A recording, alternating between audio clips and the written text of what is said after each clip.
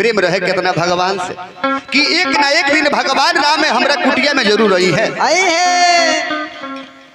अरे चिकी चिकी बैरिया धरे तो बुढ़िया सबरी माई जी तो कही हो हमारा कुटिया में तो कही हो हमारा अरे कुटिया में अहे रघुराई जी कहियो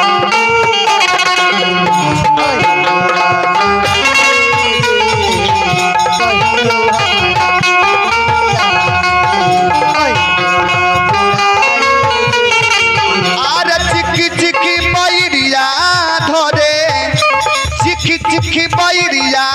धरे बुढ़िया सबरी माई जी कहियो हमारा कुटिया में अहे रघुराई जी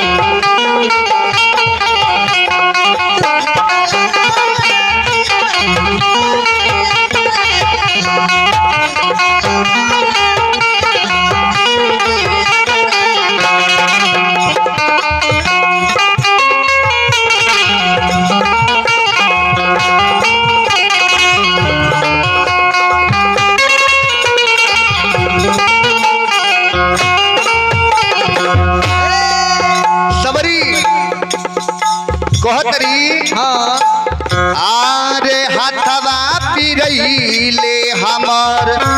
बहार तरैया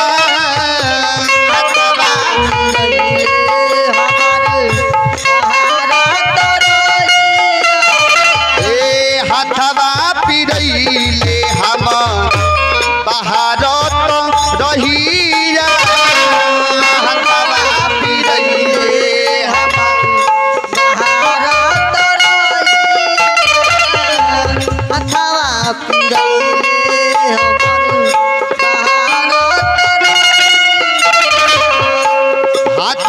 पिरैले हम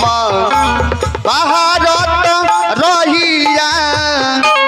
अखिया निहारते राह प्रभु वही है कहिया अखिया निहारते रहिया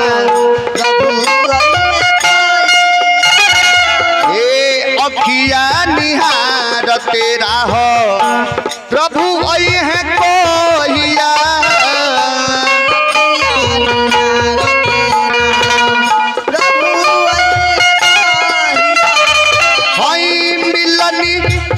हई भिलनी के जतिया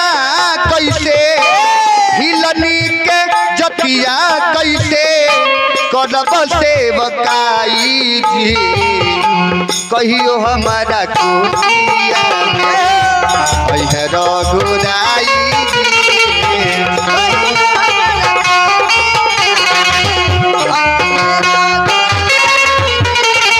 आर भिलनी के जतिया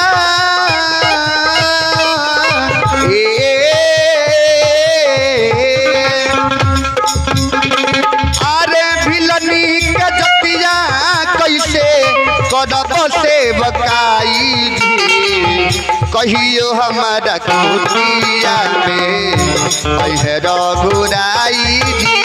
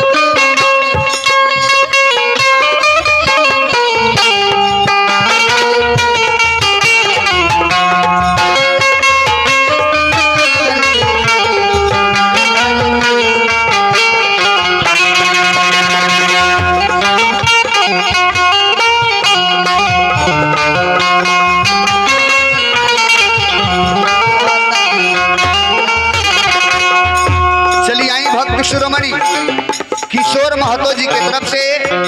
51 रुपए के दान हनुमान जी के दरबार में पहुंचल। हनुमान जी से विनती कर प्रार्थना करे कि वहाँ के हर मनोकामना पूरा करत रही।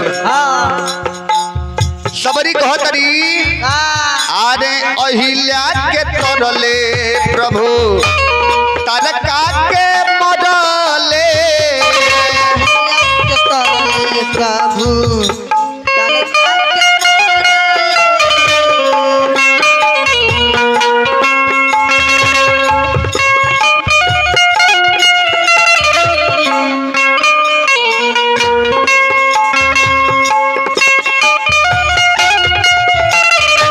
अहिल्या के तरले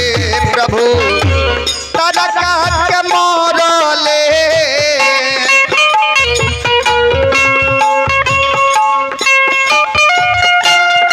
अरे हनुमान के भगती दिहले लंका उजरले हनुमान के भगती दिहले हनुमान के भगती दिहले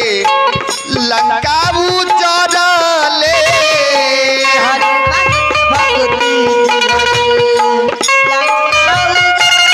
अरे कहले हम कुछ सब पहले हम कुछ सब राउर प्रभु ताई जी कहियो हम रघुराई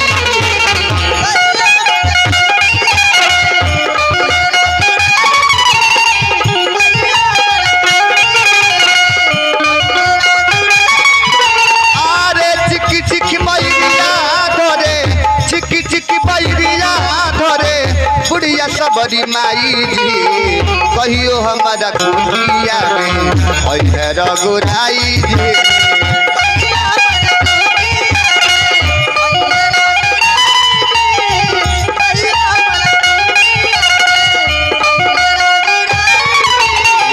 कहियो हमारा कुटिया में कहियो हमारा कुटिया में कहियो हमारा कुटिया में रघुराई।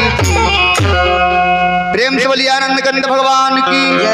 श्री वृंदावन बिहारी लाल की भगवान राम और सबरी के लगे आके वो जूठा बैठ के खैनी प्रेम से। हाँ फिर आगे बढ़नी हो सुग्रीव जी से मिटन